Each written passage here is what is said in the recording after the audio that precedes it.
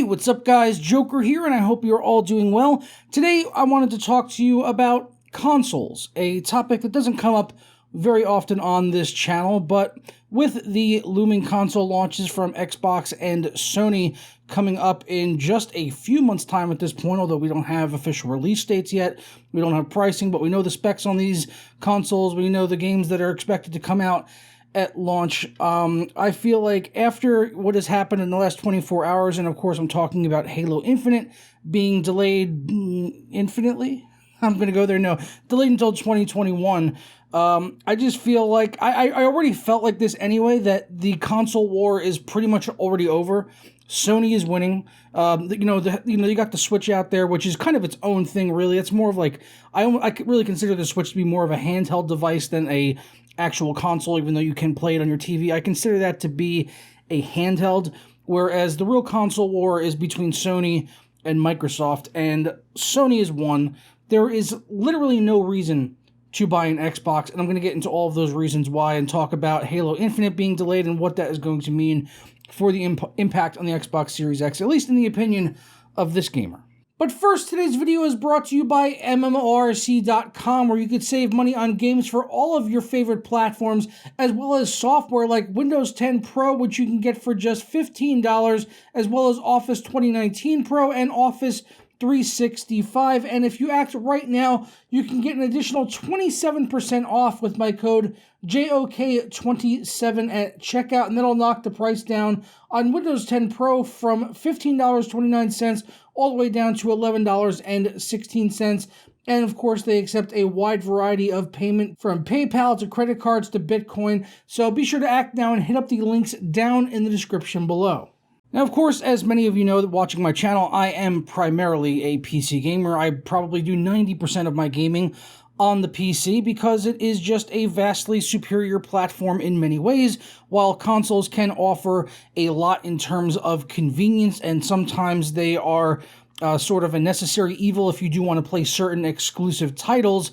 Over the past few years, those lines have started to blur even more as Microsoft has started to bring their exclusives over to the PC, and even some Sony exclusives now are starting to come out on the PC, sometimes 6 months to years after they were already on Sony, which is obviously not as ideal. Having, the games come out at the same time like Microsoft is doing would be better, although I don't think Sony's going to be doing that anytime soon, but in the future, you never know. They might start doing it at some point in time, but they might, if they did that, they'd probably be shooting themselves in the foot, kind of like how Microsoft is doing with this Xbox Series X, because with Halo Infinite being delayed, this was revealed yesterday by the developers. They didn't really give any specific reasons why, although I think it's pretty easy to see after the backlash that they got for the gameplay reveal from a couple weeks back. Everyone was pissed off about the graphics and everything in the game, even though the gameplay and all that looked solid.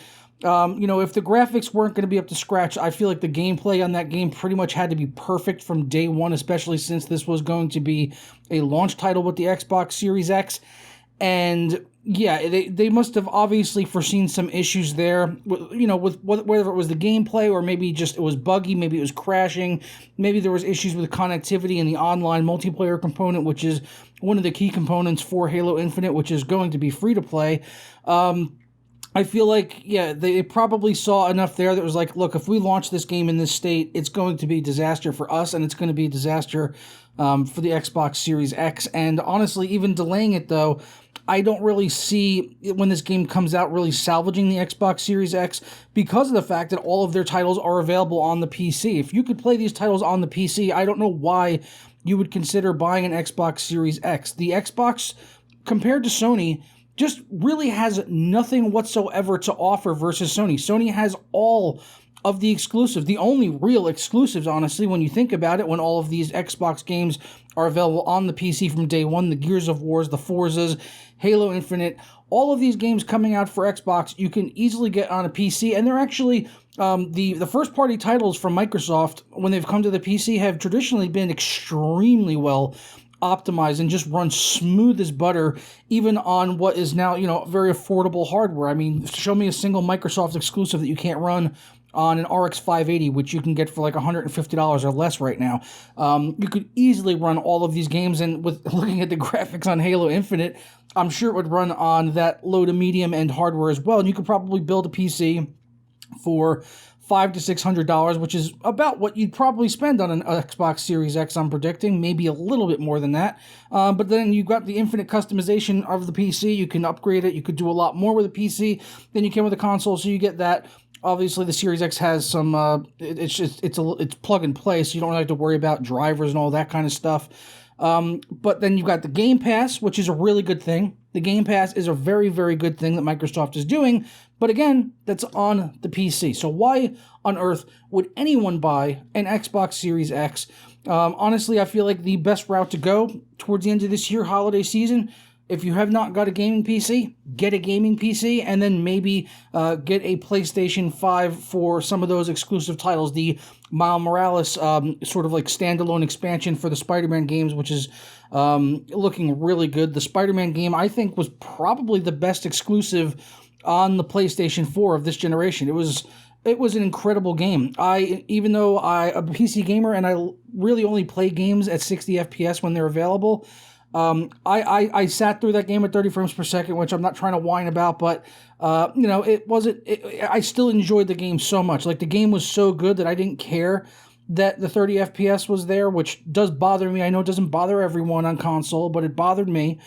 But it wasn't enough to dissuade me from playing that game, because the gameplay, the story, the cutscenes, just everything about that game, the world and how it worked with all the bosses and the combat and that game was just like pretty much pure perfection. I can't really complain about anything with that game apart from some performance on the PlayStation 4 with the frame rate at 30 FPS. But with PS5 coming out, hopefully they'll get frame rate updates for the original Spider-Man game as well as Miles Morales to take advantage of 60 FPS, as they're going to have more powerful hardware at their disposal. And I will definitely be picking up a PS5, and I'll probably play Spider-Man all over again just to enjoy it at that smoother frame rate, and especially Miles Morales. All of that looking good as a continuation of the story, as a proper expansion, really, for the Spider-Man game. And then, of course, they're going to have other exclusives coming down the road, like your Gran Turismo Horizon Forbidden West, which we just got Zero Dawn on the PC. Maybe at some point down the road, we'll get Forbidden West on the PC as well. But if I can play that on the PS5 and it's running well, I have no reason to really not play it on the PS5, as I'm going to pick one up probably day one anyway. I would really like it for the end of this year to play Miles Morales, as Sony just has the better exclusive. They've really got the only exclusives. There's no exclusives to the Xbox. There's not a single game on the Xbox that you can't on the Xbox Series X that you won't be able to play on the PC.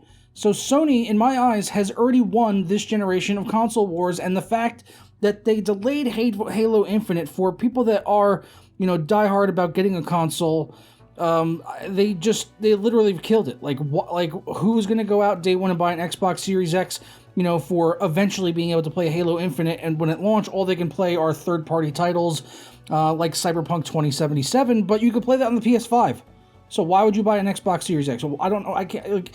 Please give me a valid reason down in the comments why anyone would buy a Series X. I mean, I know it's got more powerful hardware than the PlayStation 5, but it's probably, the games are probably going to end up running about the same anyway, as that's how the developers are going to optimize it. Maybe you'll get like a slightly lower resolution or something on the PS5, but I think most of the games are going to be optimized and targeted pretty much for the same frame rates, no matter which one of those consoles you were to pick up. So honestly, that's just my opinion, but I think Sony already won the console war. It's pretty much over at this point.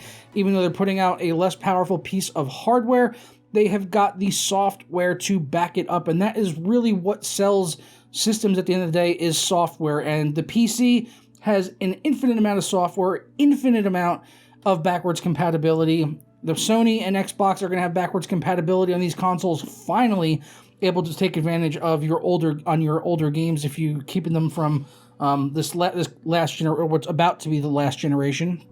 So Sony, I think this generation all the way. And yeah, Xbox, like, they've just kind of screwed themselves. I mean, as a PC gamer, I can't complain about their exclusives being on the PC, but in this particular instance, where they're basically losing the only good exclusive they had at launch, to compete with Sony. Like, I feel like it's ending up hurting them at the end of the day, because you could just get your Game Pass on PC. Get it on PC and be done and dusted. But that's all I got for you guys today. I just wanted to talk about this because I saw the delay happen for Halo Infinite, and I just I couldn't help but kind of like laugh. I was just like, wow, like, why? Who's buying Xboxes and why? It doesn't make any sense to me as a PC gamer why anyone would want to consider buying that dumpster fire of a console. So I'm gonna go ahead and get out of here. I'm sure I'm gonna get a lot of backlash for this video from Xbox fanboys and all of that, and I feel sorry for you, Xbox fanboys. You are well, you've lost. So that's your burden, that's your cross to bear. So I'm gonna go now and enjoy some games at 4K, 100 frames per second, and all that good stuff, and glorious graphics, and you can continue waiting infinitely for Halo Infinite. And I'll catch you guys next time. Ta-ra.